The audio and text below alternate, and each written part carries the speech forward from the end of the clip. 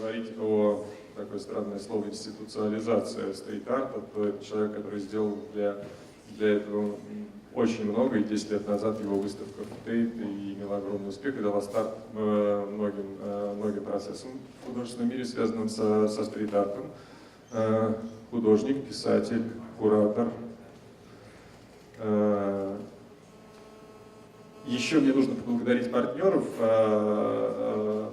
отель Дашков и компанию Мегабайт, которые поддерживают нас все время в течение нашей параллельной программы. Итак, Стив Льюис, прошу вас.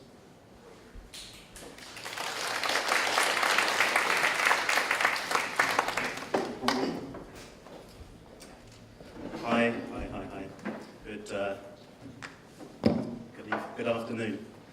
Добрый вечер, здравствуйте. And yeah, thank you so much for the introduction, and thank you to Anna and Pavel for the invitation to come to St. Petersburg. I'm extremely happy to be here. It's my first time in St. Petersburg, so yeah, very, very happy to be here.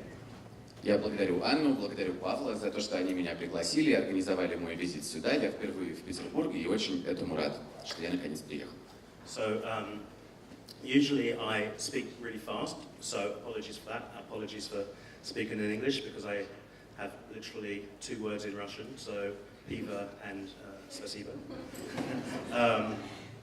So yeah, I usually speak too fast, so apologies. And what I usually do when I do lectures is have way too much information and images and speak really fast and go through them all.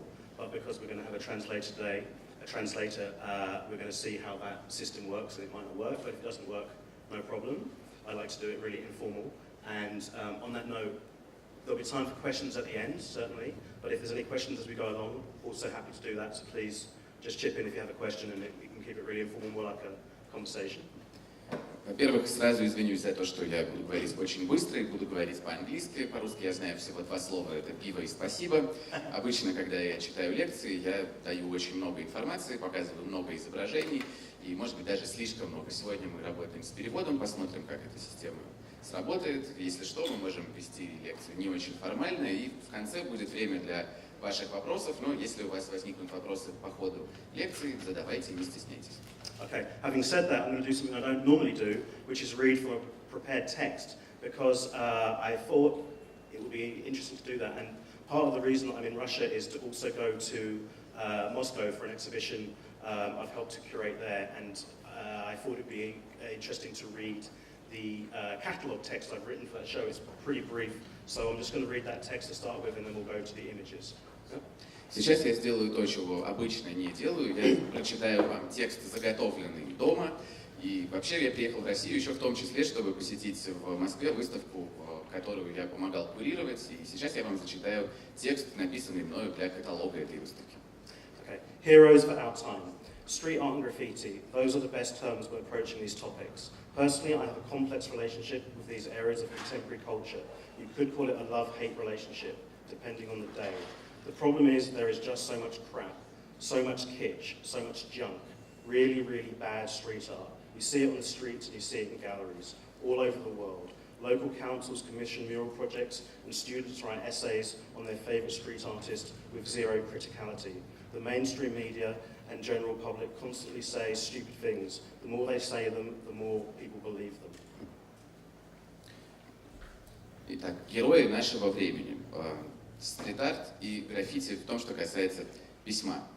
Сейчас нам необходимо воспользоваться каким-то новым, другим подходом. У меня лично сложные отношения с вот этими областями современной культуры. Можно назвать эти отношения отношениями любви и ненависти. Зависит от того, какой день, хороший или плохой. Вокруг в этой сфере слишком много всякого отстоя, слишком много кичи, слишком много мусора. Очень много действительно по-настоящему плохого стрит-арта. Видишь его на улице, его видишь в галереях и видишь его по всему миру.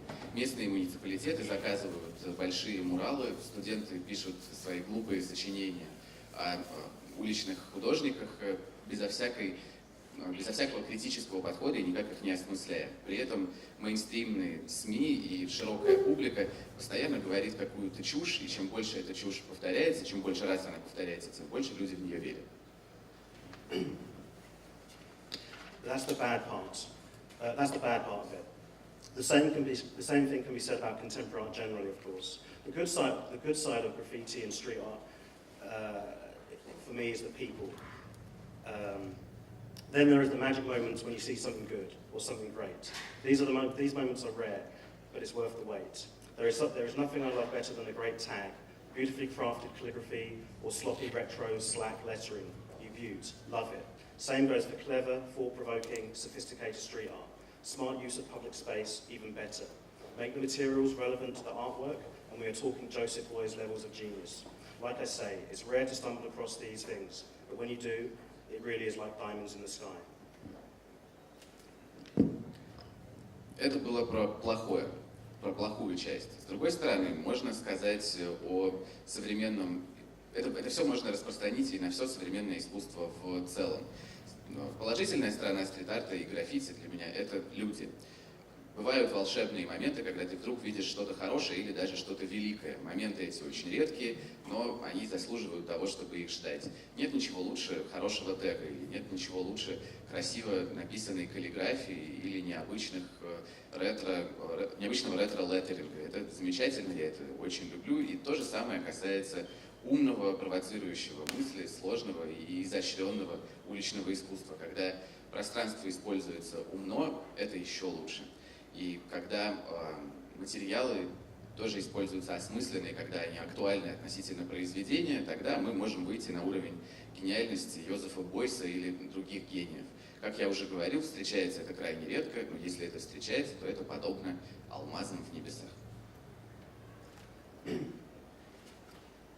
As the world becomes more and more polarized, we need art and culture more than ever to ask complex, difficult, even impossible questions. We need art to help us think more deeply.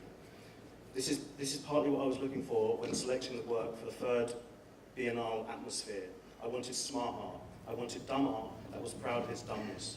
I wanted work that had a relationship to the street. I saw a lot of art that did not meet my criteria.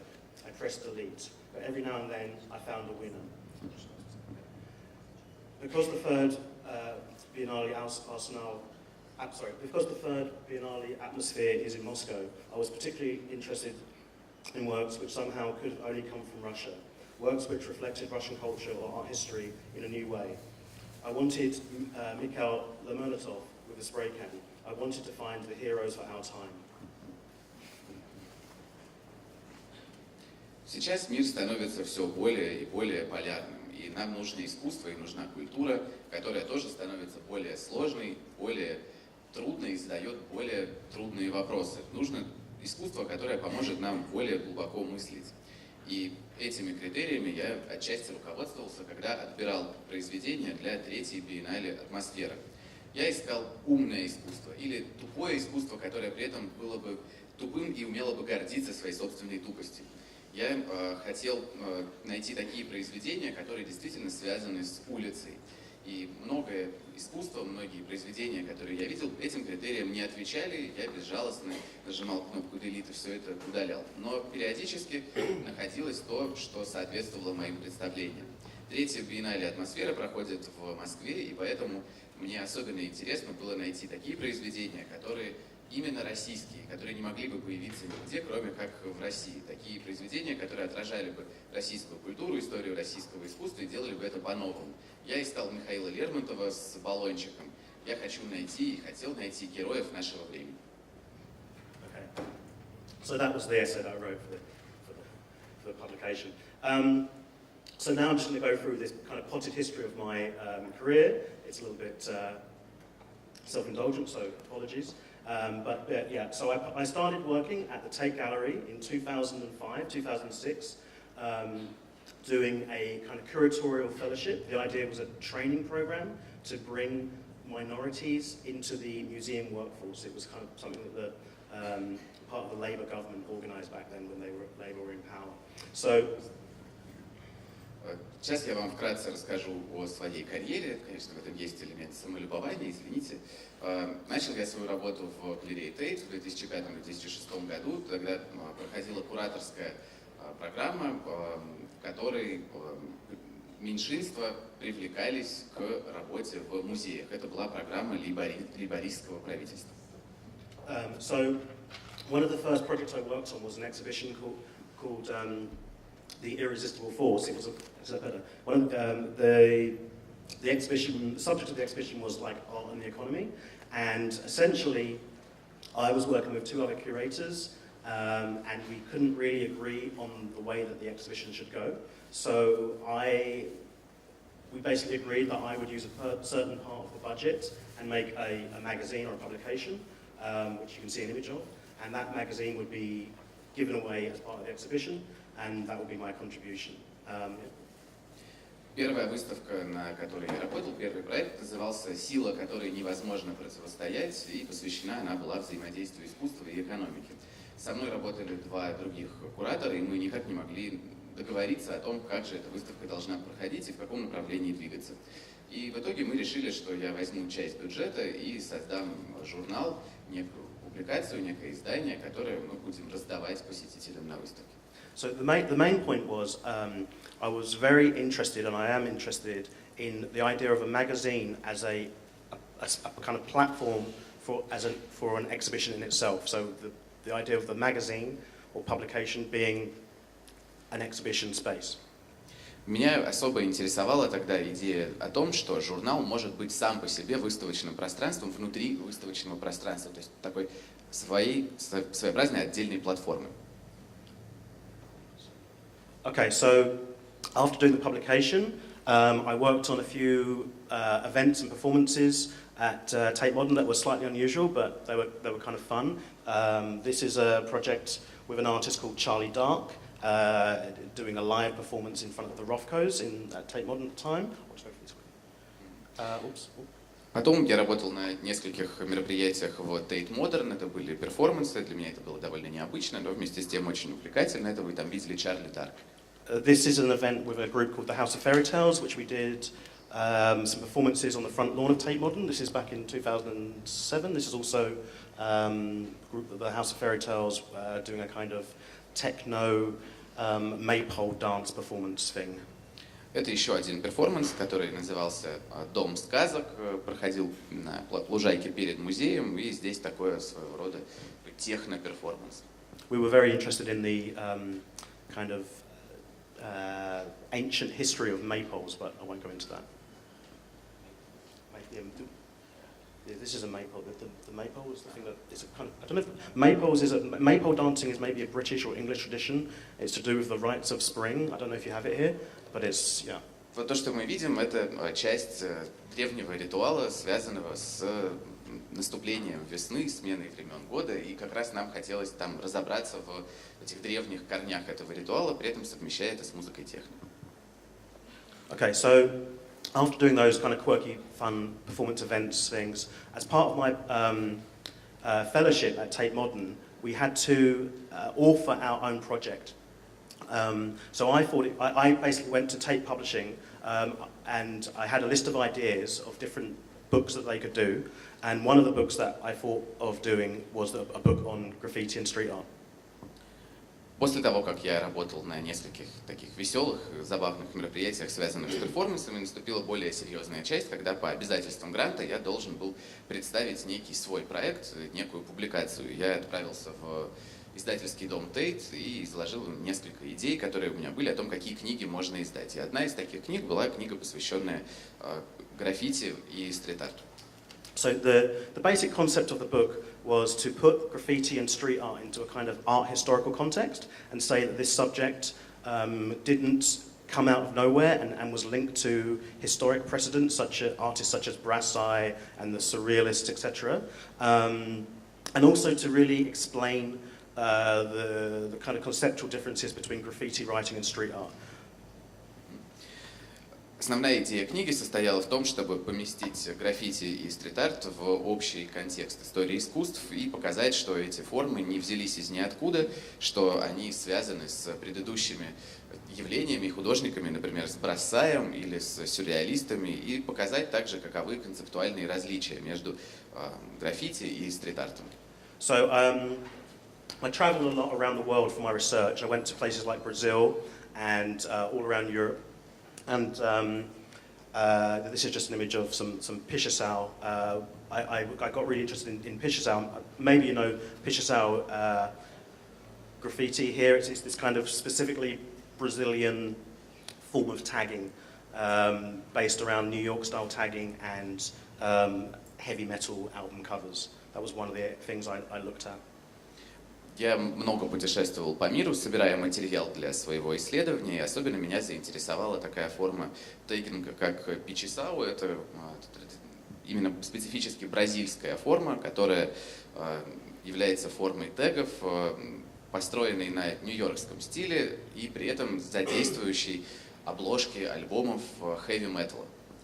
So after doing the research for the book, as I was doing the research working at Tate, some of the directors at Tate Modern saw the research that I was doing and suggested that maybe I should come up with an exhibition idea as well to go along with the book. And because I knew that Tate Modern exhibitions are often programmed a long way in advance, like 1, 2, 3 years, I thought it would be a good idea to put the work on the front of the building instead of doing an exhibition inside the building. And I'd been speaking to an artist called Barry McGee, who told me about a method where you can apply works to the front of the building and then like spray them off afterwards without damaging the building.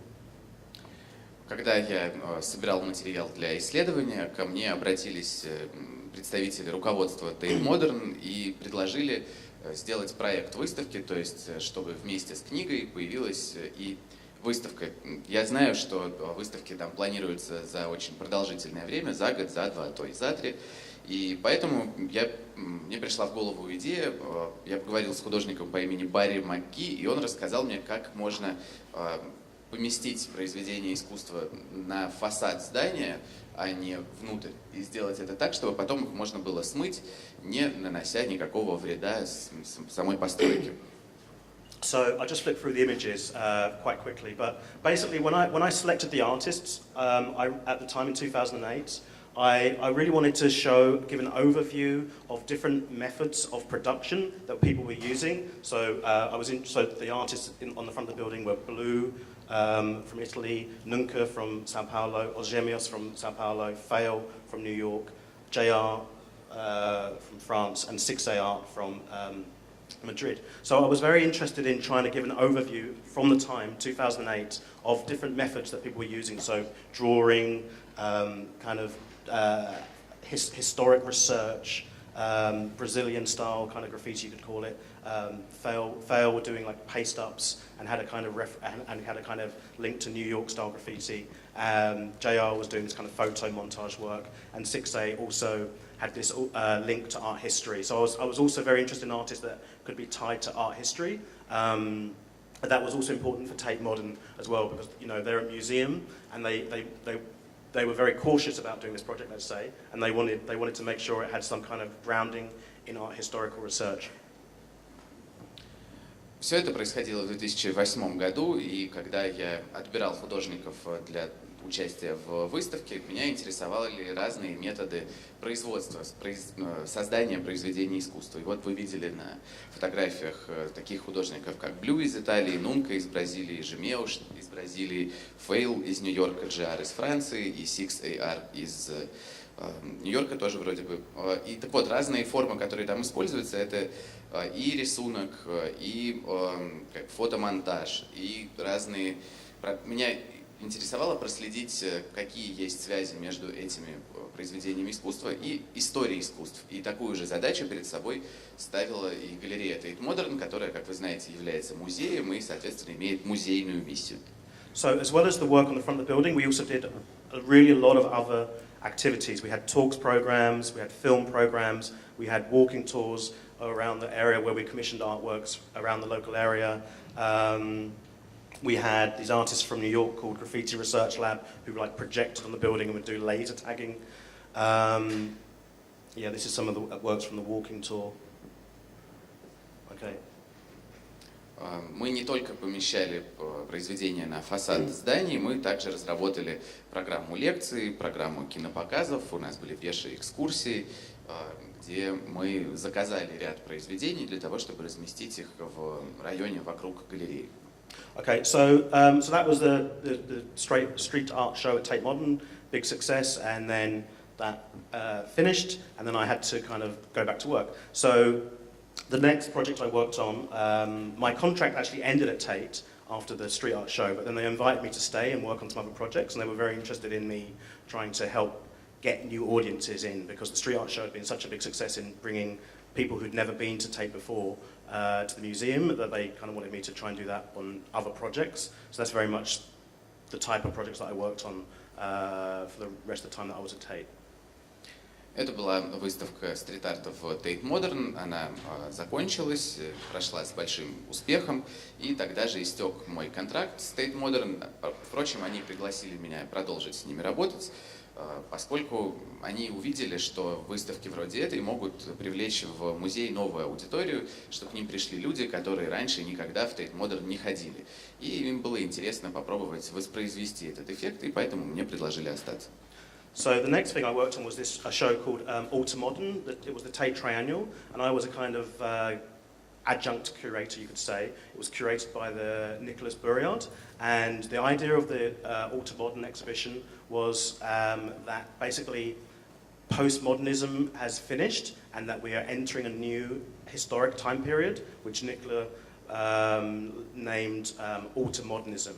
The title Automodernism didn't really take off massively, but I do think it's a very interesting idea that postmodernism has finished and we are now in some new historic epoch. So these are just some images. I basically worked on publications and events for the project, but I had a diagram which I produced, but I couldn't find it. So I just did this very early on, just to give an idea of what I'm talking about when I say that postmodernism has finished and now we're in this new period. What was the name of the curator? Nicholas Burriard. Итак, следующая выставка, следующий проект, на котором я работал, назывался Tate Modern. Там я выступал, можно сказать, заместителем куратора или сокуратором. Главным куратором был Никола Бурия. И название выставки, термин, который он предложил, значит следующее, что эпоха постмодернизма закончилась, мы вступаем в некую новую историческую эпоху, начинается что-то новое, и вот он предлагал обозначить эту эпоху как альтермодернизм. Термин этот не прижился, но вместе с тем он представляется мне весьма интересным. И вот небольшая информация по хронологии. So just very briefly, you can see the timeline in these images. Modernism, 1860 approximately to 1970. Postmodernism, 1970 to 2000, and then now, from 2000 onwards, basically with the birth of the internet, I think, and a lot of people think, that we enter this new period which we are currently in, which begins around 2000, 2001, which doesn't really have a name yet. Nicola called it automodernism. Some people call it digimodernism, but don't really know. But I do think that there is this, it's a new historic time period that we are currently in. Посмотрите на экран, мы видим, что до 1860 по примерно до 70-го был модернизм, постмодернизм с 70-го по 2000-й, а сейчас, с 2000 года, вот мы живем в некой новой эпохе и пока даже не знаем, как она называется. Впрочем, многие сходятся во мнении о том, что с 2000-2001 года, с появлением интернета, началась некая новая эпоха. Кто-то называет ее диджи-модернизм или цифровой модернизм, но еще непонятно, как она называется. Okay, so this is just a project I did in projecting on a building as part of the Modern show. We did a lot of other stuff. After that, I worked on this exhibition called Rue Britannia, which was about comedy and humour in British art, and it was a historic exhibition, and I worked on some of the contemporary programs for the project. Следующая выставка, на которой я работал, следующий большой проект назывался «Грубая Британия», Rude Britain. Выставка была посвящена комедии и юмору в британском искусстве и в истории британского искусства. Я в основном занимался современными программами в рамках этой выставки. I'm going to speed up a little bit, so I'm not going to go over all the slides. So after that, I worked on another exhibition called The Great British Art Debate, which was a collaboration between Tate and 4 other partner museums, and the idea of the show, or the project, was introducing the museum collections to new audiences. So they were trying to get their, let's say, dusty old collections and try and make them a little bit more attractive to younger people, essentially. See, that's the kind of thing I don't want to say on film, but there we are. Следующая большая выставка, большой проект назывался «Великая дискуссия о британском искусстве». Это был проект сотрудничества Tate с 4 другими музеями. Идея состояла в том, чтобы привлечь к старым коллекциям новую аудиторию, то есть смахнуть с старых и уже таких заслуженных коллекций пыль и как-то донести до более молодой публики. So just very quickly, one of the things I did for the Great British Art Debate was work with an artist, Dave the Chimp. And we made this fanzine, and it had all this new kind of content in the magazine, and we distributed the magazine or the fanzine around. We printed like 20,000 of them and distributed around London and the UK. We also, this is in 2010, so social media was still quite new then. So one of the things we did was invite the public to kind of send their own statements in or questions about art and so forth. And we had a deal with a bus company, so we put some of the public statements on the side of buses. В рамках этой выставки я в основном занимался опять журналом, фанзином и много работал с работами художника Дэйва Чимпа, Дэйв Шимпанзе. Мы сделали такой вот зин, общий тираж его составил примерно 20 тысяч экземпляров, он распространялся по Лондону и Великобритании, и тогда, в 2010 году, еще особо не были развиты социальные сети, и поэтому было вполне в новинку, что мы предложили публике присылать свои вопросы о искусстве, о современном искусстве к нам в редакцию, и дальше часть из этих вопросов мы размещали на рейсовых автобусах в Лондоне. And another thing we did as part of the Great British Art Debate was I worked with this kind of collective called Talkioki who do these kind of karaoke events, but instead of singing you can just talk. And we staged these Talkioki events both this is at Tate Britain, and then we also did them in shopping centres as well. So we just encourage the public to have conversations about art in new locations. And I'll go on. Okay. Другая часть этого же проекта, мы работали с коллективом под названием Токиоки. Это как караоке, только вместо песен беседы, разговоры. Такие разговоры проходили в Tate Britain, и также мы их устраивали в нескольких торговых центрах. То есть мы предлагали людям вступить в дискуссию и обсудить друг с другом вопросы современного искусства.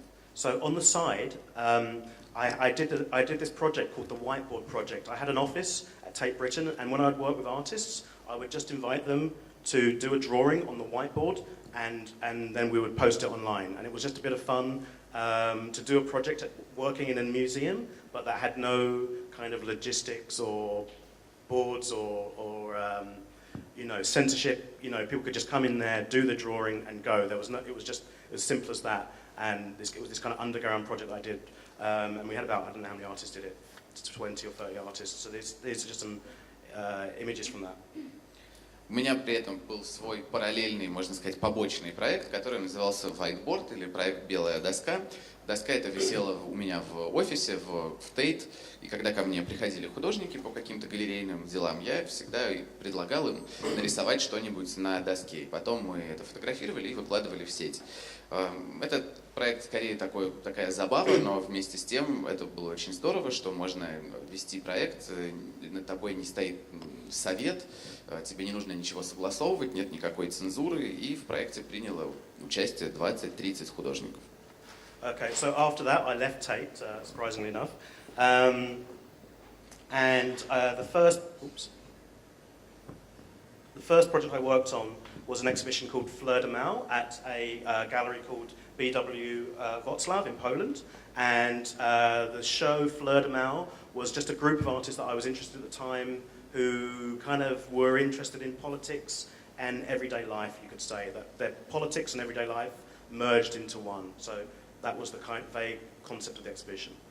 После этого я уволился из Tate, и первым проектом моим самостоятельным стала проект Fleur du Mal, «Цветы зла». Выставка эта проходила в Польше, и я работал тогда с группой художников, которые привлекли мое внимание тем, что они занимались вопросом политики и ее проявлений в повседневной жизни. То есть когда повседневная жизнь и политика становятся чем-то единым. So this is a performance piece by an artist called Francis Verboen that we did as part of the Fleur de Mal show in Wrocław, and it's as you can see, it's a car that's been converted and that's pushed by men. So it's very much about men doing something pointless in public space. Это перформанс художника по фамилии Ферберн. Перформанс проходил в польском городе Вроцлаве. И здесь вы видите, что люди толкают автомобиль, то есть делают нечто абсолютно бессмысленное, но при этом за этим стоит некая живая рабочая сила.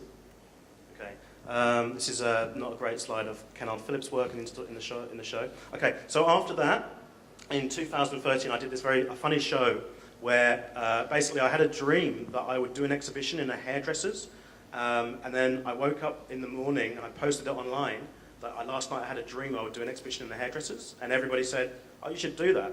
And so I just said, okay. And then I was walking in London in Soho, and I passed the hairdressers that looked like the hairdressers from the dream.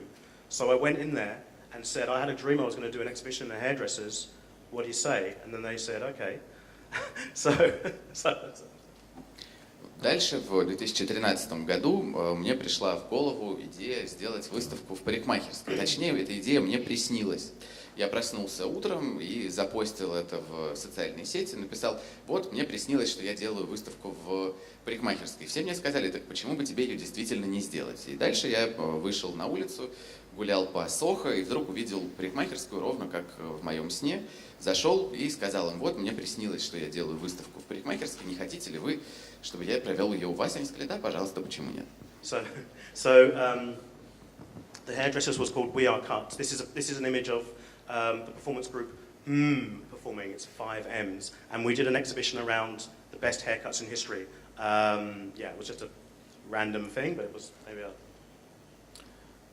Вот вы видели на слайде перформанс группы с 5 М, и выставка, точнее перформанс был посвящен 5 лучшим стрижкам в истории человечества. So the second book I did was called Abstract Graffiti, and basically I did this book. I kind of covered most of everything I wanted to cover about graffiti and street art in my first book. So this second book was really just stuff that I was interested in after the first book was done, and more like looking at the theme of kind of abstraction in relation to graffiti, but not only abstraction aesthetically, but also conceptually.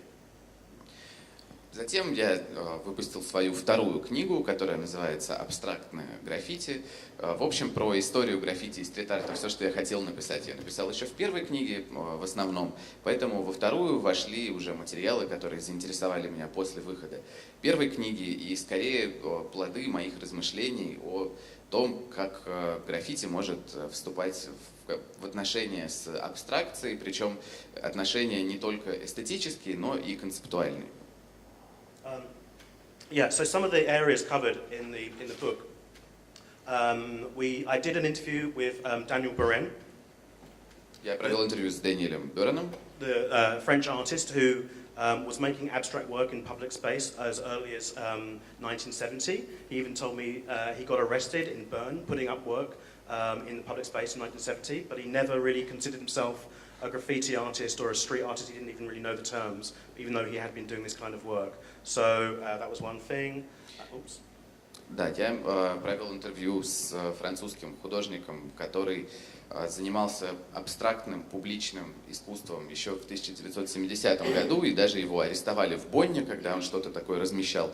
Но при этом он говорит сам, что не знал тогда ни слов граффити, ни слов уличное искусство, и просто делал то, что он делал, не относя это к каким-то категориям. I was also interested in, again, making historic links between artists like Theo van Dongenberg, whose name I can't say, and movements like De Stijl, and contemporary artists like Delta, who was a Dutch artist who was influenced by artists like that. Как я уже говорил, мне интересно прослеживать исторические связи. Вот, например, каким образом группа De Stijl повлияла на группу Delta, это такие голландские художники. And just some random images here as well. This is an artist, Highgraph from Sao Paulo, who was working with nature and abstraction, you could say. This is an artist, Titty Freak, who wasn't necessarily abstract, but kind of had details of abstraction in his work, again from Brazil.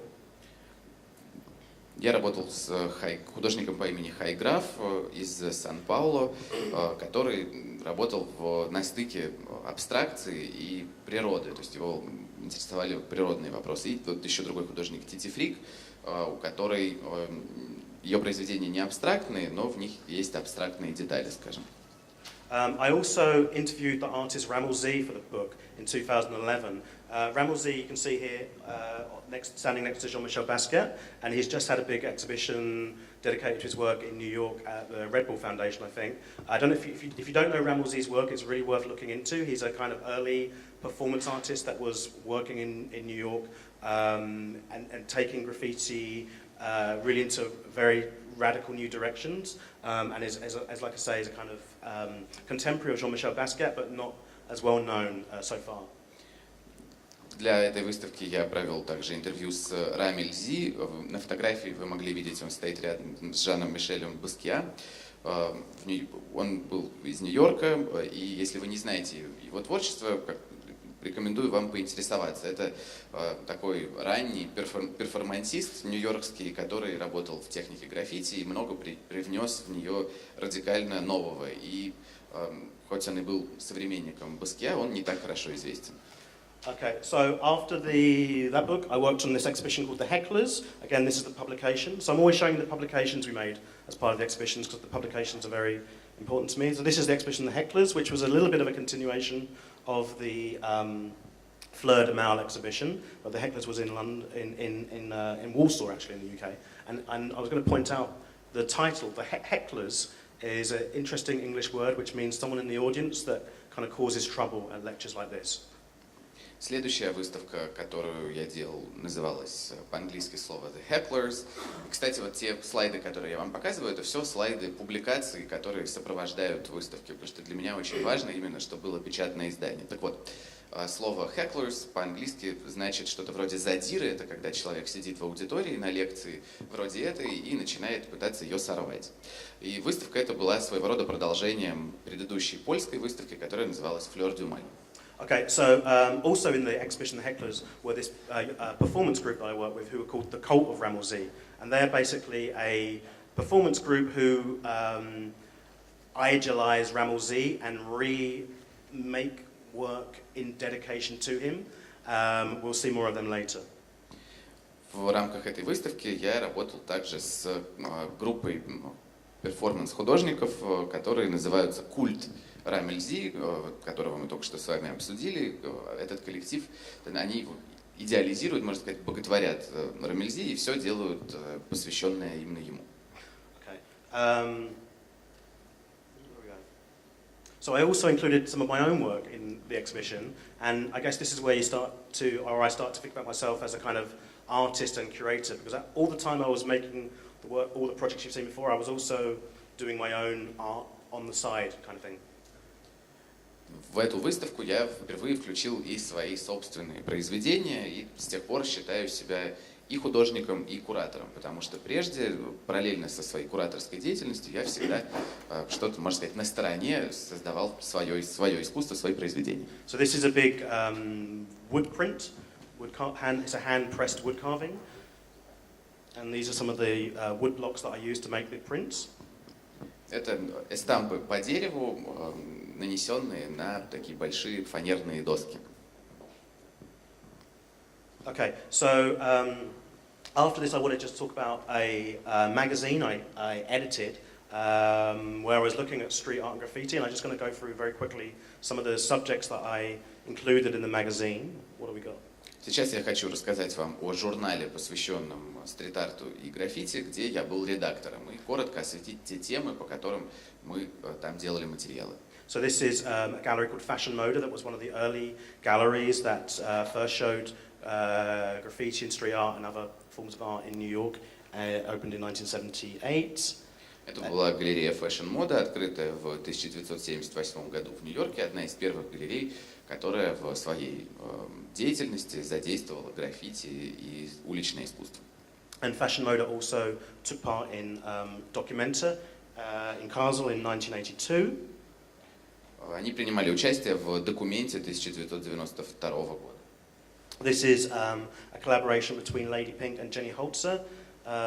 which I think I talked about my first book, but I also mentioned the second, or in this publication. Это вы видите коллаборацию между Леди Пинк и Дженни Хольцер. Кажется, это было в моей первой книге или во второй, точно не помню. This is an exhibition called Post Graffiti that was at a gallery called Sydney Janis in 1983. You can see the lineup of artists. I won't go through it all.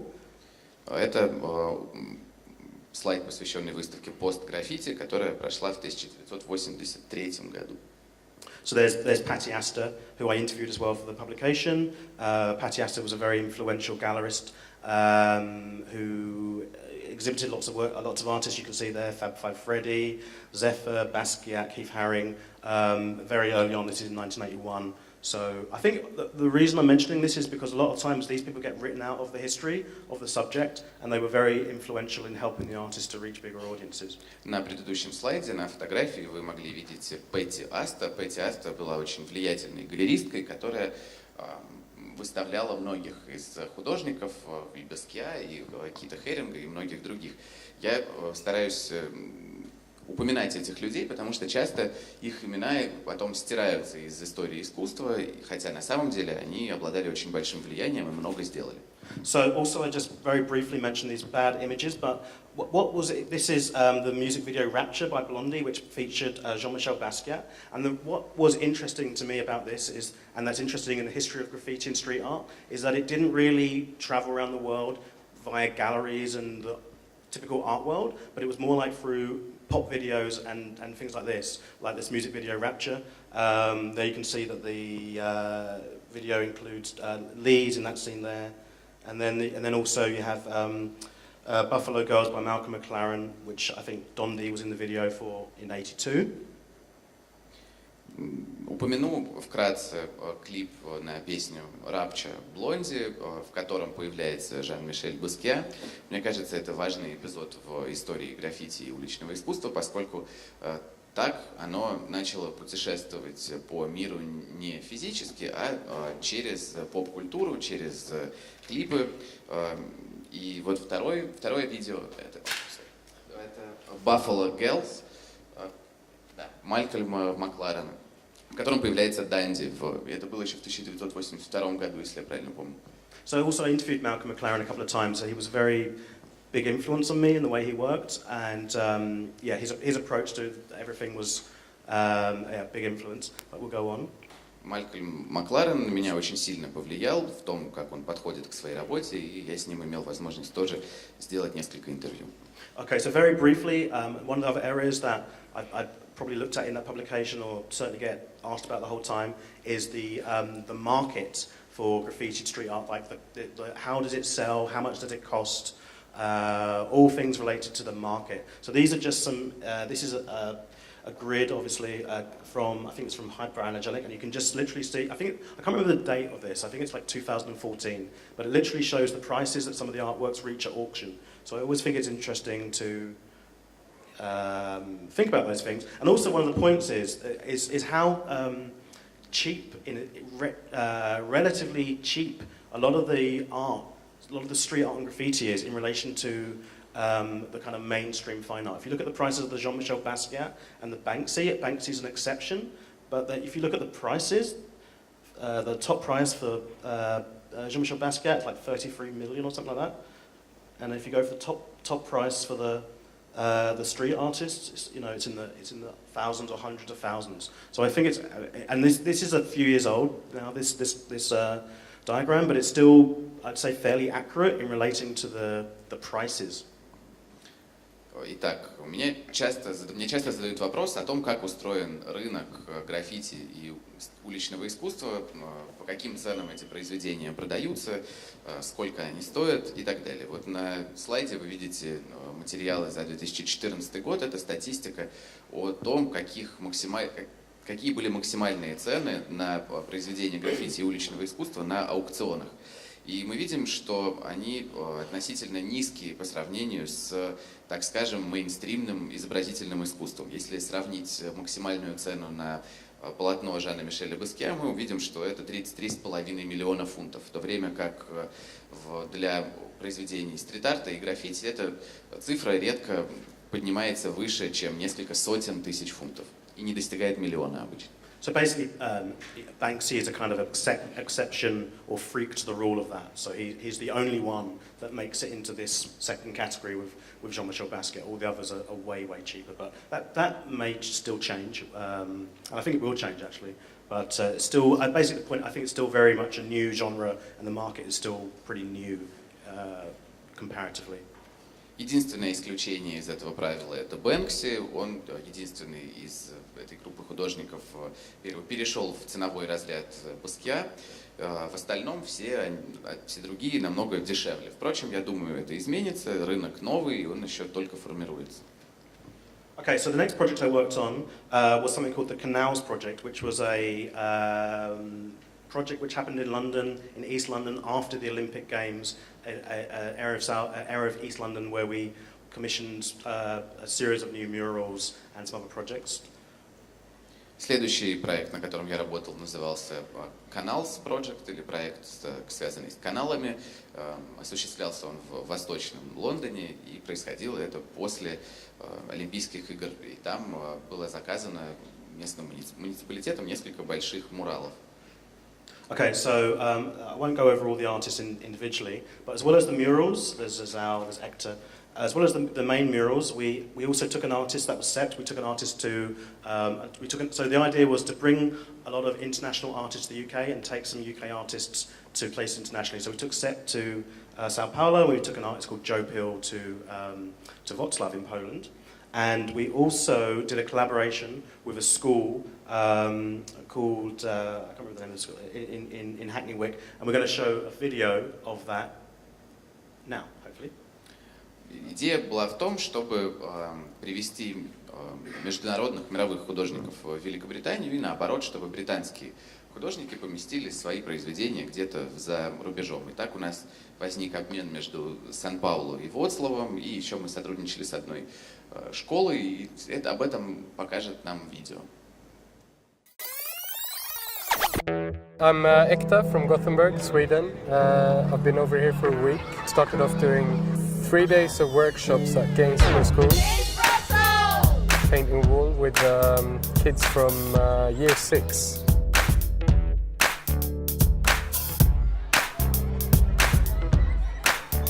First of all, we started doing drawings, and we were just randomising stuff. They've got all our designs, put it together, and this is what it came to. You could draw whatever you want to express your feeling.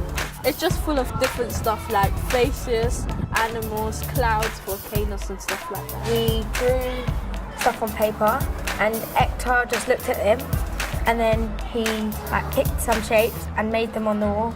Some of us just spray painted the wall in different shapes, and then the next day the other people done eyes, noses and mouths and made them into animals. We looked like aliens in these costumes, yellow costumes, and we had to have goggles on, and we had to have gloves and everything, masks. I enjoyed wearing those suits. Me too. We look very funny in them. Yeah. It looks amazing. Just to think that all of the year 6 did this, it's really good. I love spray painting. My name is Peju Omiyeni and I'm a teacher assistant at Gainsborough Primary School. I think it's a good project because it's helping the children of Gainsborough feel proud of themselves. There's a lot of creativity coming through from children who perhaps don't shine so much in the written academia side, and yet all of a sudden they've been given their chance to actually demonstrate what they can do, and that they can explore colour and they can represent their thoughts and their emotions and put them all onto the wall. They're just saying that it's something that they're really enjoying doing, and that it's, that it's far more interesting than my boring lessons apparently. I think it's eye-catching, it's bright, it's colourful, it's clear, it's sending a message. I like it. Parents have said, oh, what's that? What are they doing? So they've asked questions, and it's been really nice to tell the parents that it's our year 6 children working with an artist. I think the children really enjoyed it. I liked it very much. It's brightened up the area. I liked the colours and I thought it was great. Absolutely smashing. В общих чертах, если обобщить то, что говорилось, то детям было, школьникам предложено просто что-то нарисовать, они рисовали все, что хотели, там, в этом большом рулоне бумаги, дальше художник выделил из этого какие-то элементы из их рисунков и на основе этих элементов создал некое изображение, которое потом было трафаретом нанесено на стену, и они дальше приняли участие в том, чтобы нанести аэрозоль. Okay.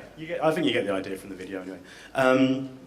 But I just say that for me it was really great to do this project with these young kids or young children for a number of reasons. One of the things is that the budgets in the UK for art really get cut a lot by the government. So for me it's really great if you can get funding or money from some other sponsor or partner and then go into a school and help those young kids do some art projects, because it's kind of hard for them to do otherwise. Yeah, that was one of the main reasons that it was really one of the most inspiring parts of the project actually to do that.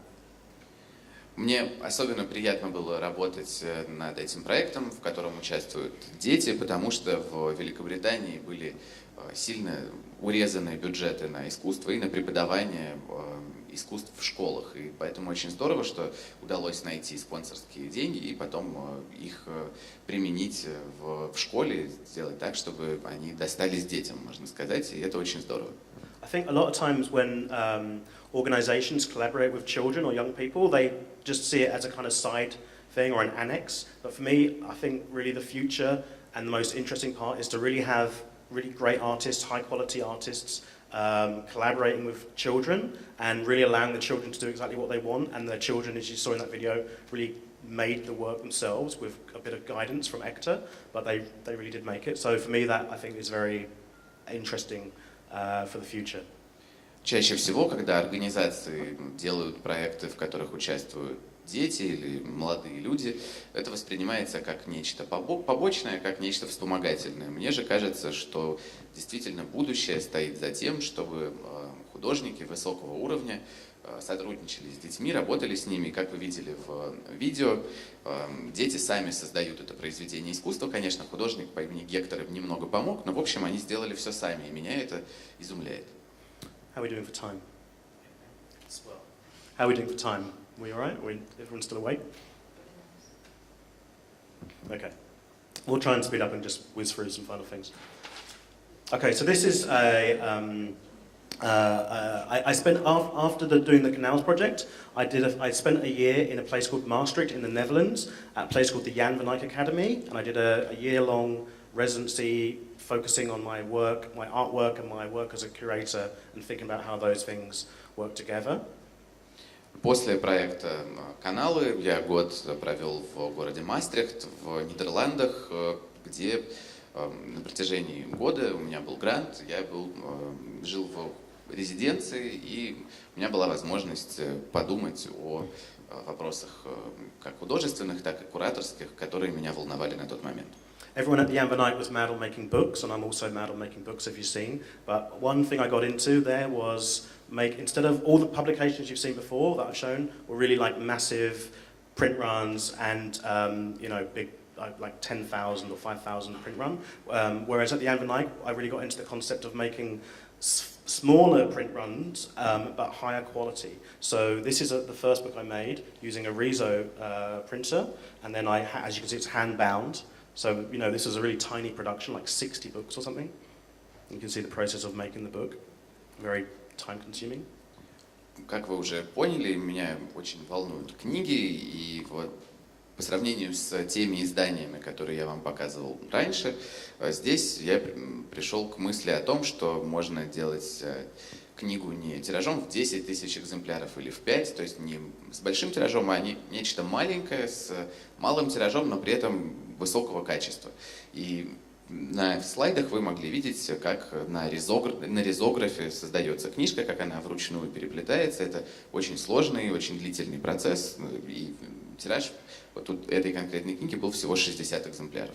So basically, I won't go into too much of the content of the book, but basically I spent a lot of time going around museums in the Netherlands and that part of Europe, Limburg and Cologne and so forth, looking at museums and redrawing a lot of artworks from those museum collections, which has become a big part of my work, kind of reinterpreting museum collections. And as well as making this is a very little tiny book, like half A4 size. So as well as making the really little tiny small book, I also made a very big book, which also looked at museum collections, specifically modernist artworks from museum collections that had kind of taken inspiration from like African imagery. So, and then I would redraw those modernist artworks that had taken inspiration from African imagery, and I would redraw them. So I was kind of reappropriating something that had been appropriated.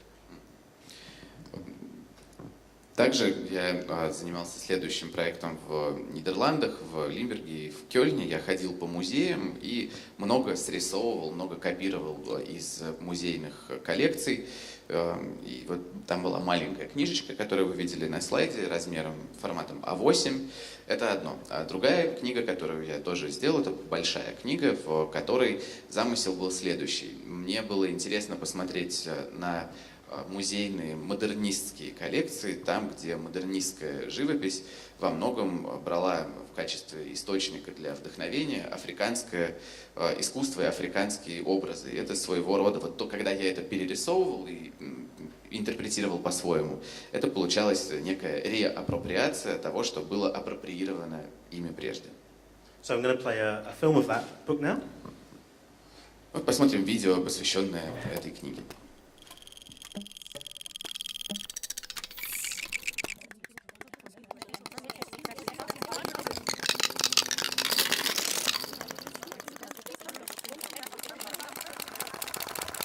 Today, comma, I, question mark. Today, comma, I, question mark. I, comma, I, dot. Please, dot, please, comma, comma, comma. Sorry, question mark. Thanks, question mark. X, sorry, question mark. Sorry, dot, dot, dot, dot.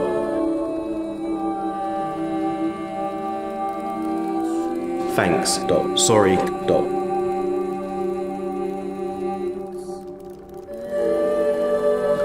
March. Sorry, comma, thanks, comma, thanks, comma, comma, comma. Sorry, dot, dot, thanks, question mark. I think question mark, question mark, question mark, question mark, question mark, question mark. I, comma, comma, comma. I, please, question mark. Today, I, comma, today, comma. I think today, I, comma, sorry, dot. Anyone know the name, question mark? Thanks, dot. 12. Okay. Okay, so I think it's almost like I've surely been speaking for an hour now. I've got a lot more to show, but I think I don't want to just go on and on. So I'm happy to maybe open up if anyone has any questions, or I can just go very quickly and just flick through more slides, whatever you feel. Вот уже точно прошел час, и не хотелось бы говорить безостановочно, так что, в принципе, если у вас есть вопросы, вы можете задать их сейчас, или я быстро вам могу показать оставшиеся слайды и коротко прокомментировать. Oh, you want the slide? Okay. I'll go through the slides really quickly. I'll attempt to. So maybe I'll just show them, but not speak too much. Ну хорошо, тогда просто их посмотрим, слишком много говорить о них не буду. So these are basically just projects I've done. Это вот те проекты, над которыми я работал. This is in Saudi Arabia. Саудовская Аравия. This is in London. Лондон. Oh, I was going to talk about. I sometimes do. I have to go to court. When people get arrested for doing graffiti, I've a few times go to court and I help defend the graffiti people and try and keep them out of jail. Иногда бывает такое, что художников, графитчиков арестовывают, и я несколько раз в суде выступал в их защиту. This is Ozgemios in Milan, where I do a project. Это Жемеуш в Милане делали проект. I've been doing a lot of research also in the Middle East into film and Arab identity. Я также занимался исследованиями, посвященными арабской идентичности на Ближнем Востоке. These are some of my recent drawings and Мои performance pieces. рисунки, перформанс.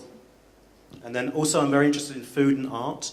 So this is, I recently edited a magazine about food and art, and I'm going to show some images of cookery books by artists. Меня очень волнует сочетание искусства и еды. Я сделал целый журнал этому посвященный. Меня интересует то, как к готовке относились художники. Есть кулинарные книги, сделанные художниками. So I collect those books. И я коллекционирую такие книги. So with my own work, I usually try and keep it out of public space, but I was recently invited to do something in public space, and so I did. Обычно свои произведения я не размещаю в общественном пространстве, но тут недавно ко мне обратились с таким запросом, и я это сделал. Okay, very quickly I want to show you the last video. This is the cult of Ramilzi, who I helped to do a performance with in Norway last year. Культ Рамильзи. Я хочу вам сейчас показать последнее видео. Это перформанс, который состоялся в Норвегии в прошлом году.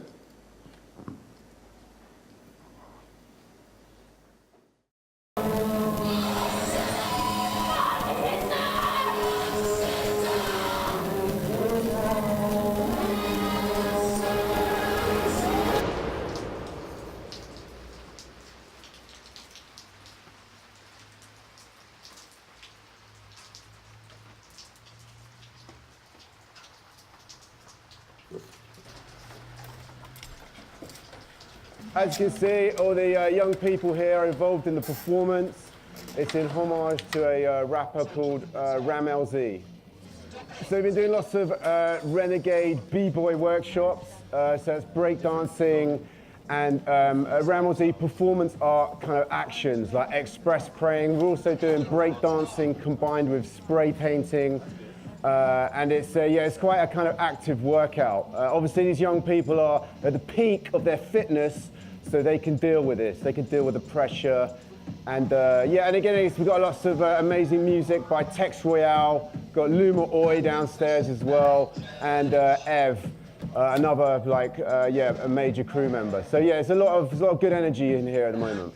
I think it's my name. I've tried at least. And have you made a stencil before? This is my first time making a stencil. Did you like it? Yeah, I think it was fun.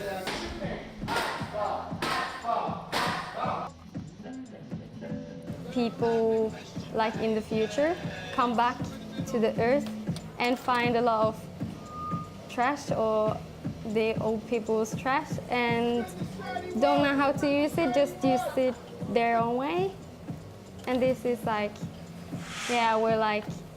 we're those people trying to use the trash. Okay. Alright, we'll just leave it there. So I'll save the performance bit. Весь перформанс я вам, к сожалению, показать не смогу сейчас. Okay, and I'm going to carry on rushing through the images. Сейчас давайте посмотрим оставшиеся несколько изображений. So these are just some stuff from the election in London or in the UK recently, some street art made in response to the election. Уличное искусство, сделанное как реакция на последние выборы.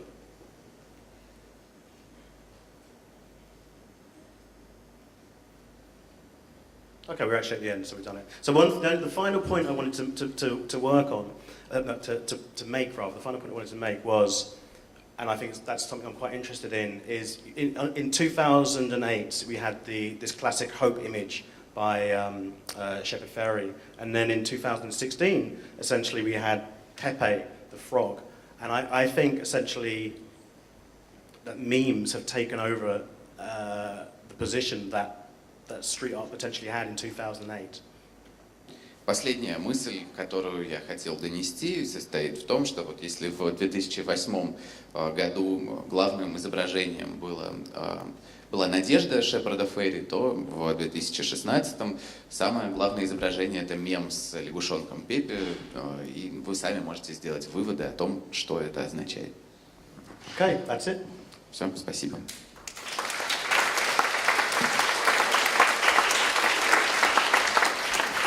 Седар, огромное вам спасибо. Друзья, у вас есть возможность задать вопросы Седару. У нас есть два волонтера. Пожалуйста, поднимайте руку, представляйтесь, если можно. Спасибо. Thank you to the translator.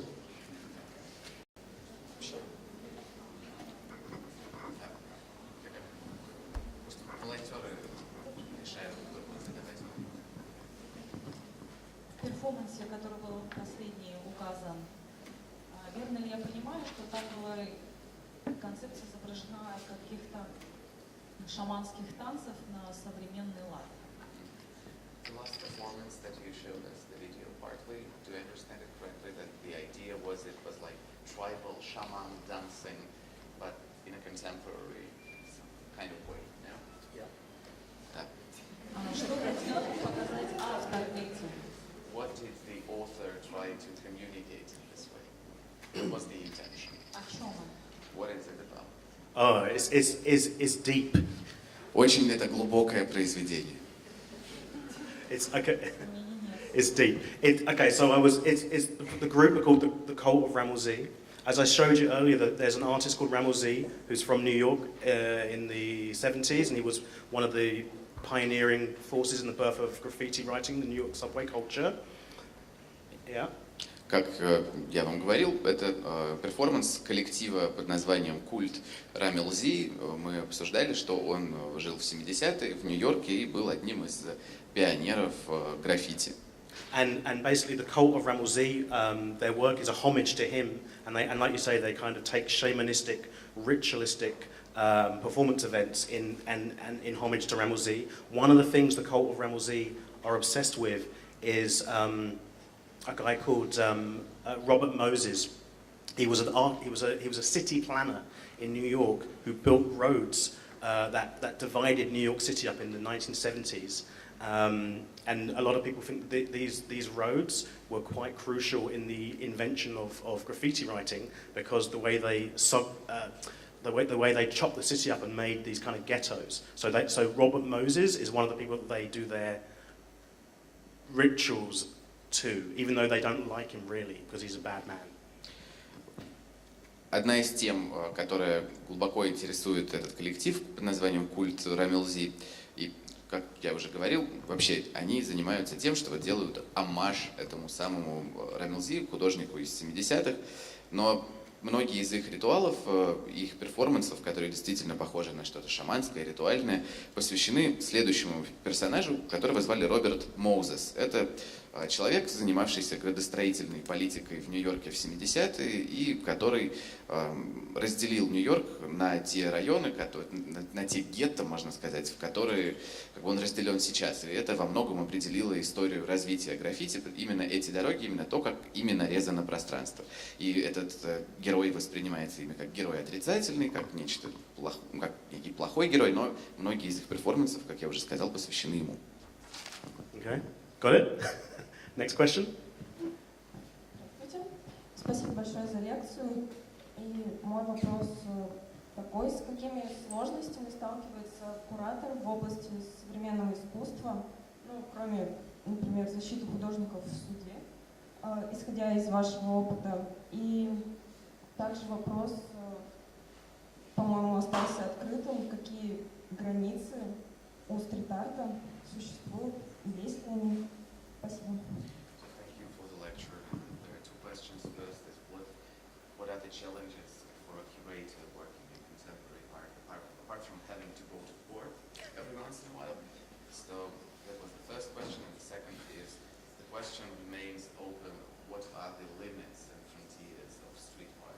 Are there such? Okay.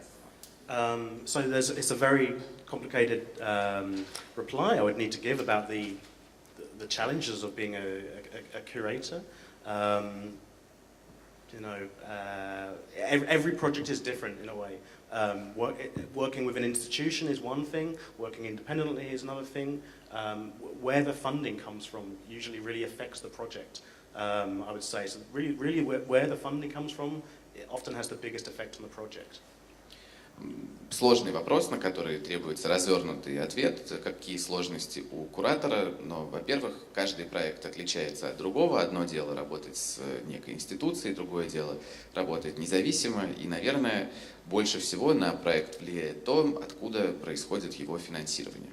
And to the second question about the limits of graffiti and street art, I think it's still a very new genre in a sense, so the limits can still be pushed a lot. And as you see, that I'm really interested in trying to go to new areas like in performance or different ways of using public space. Like I said in my the text that I read at the start, that I find a lot of graffiti and street art, I really don't like it because it's kind of, to me, there's a lot of kitsch and a lot of poor quality.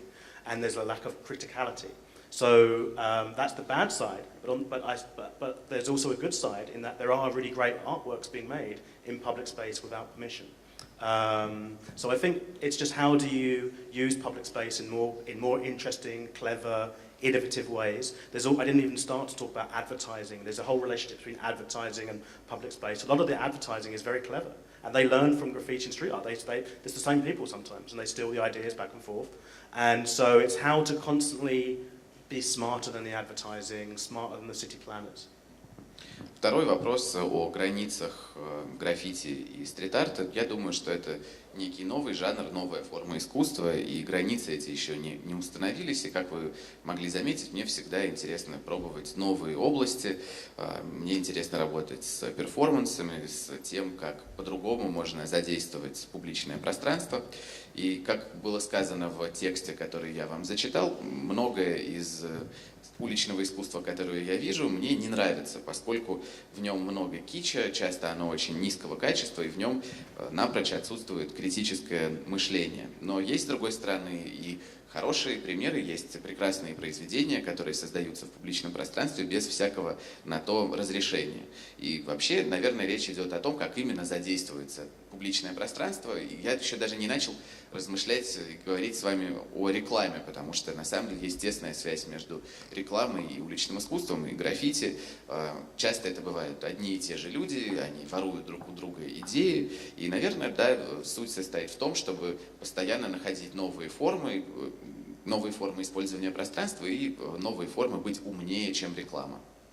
And just one final point I would make. That's why I ended on this meme, because I think in a way that the memes now have become smarter than so much of the street art, because I think the memes have got a criticality and a kind of meanness to them that so much street art doesn't have. The memes are more unethical. They're more like art. They ask tougher questions than a lot of the street art, which just asks very basic, simplistic, non-moral questions. And that's why I ended on that.